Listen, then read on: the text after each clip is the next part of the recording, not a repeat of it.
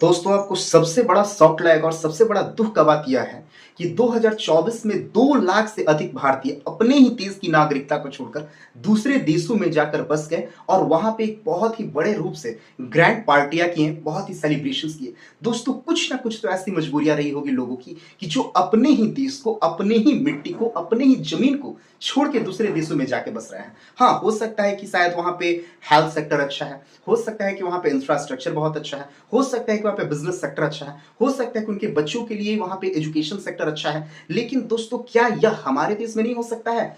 बिल्कुल हो सकता है, अगर हम अच्छे से अपने देश को सुचारू रूप से चलाएं तो। दोस्तों 2 लाख सिर्फ 1 साल के अंदर लोग हमारे देश का नागरिकता छोड़े हैं। ये बहुत ही हमारे गवर्नमेंट के लिए, हमारे लिए शर्म की बात है।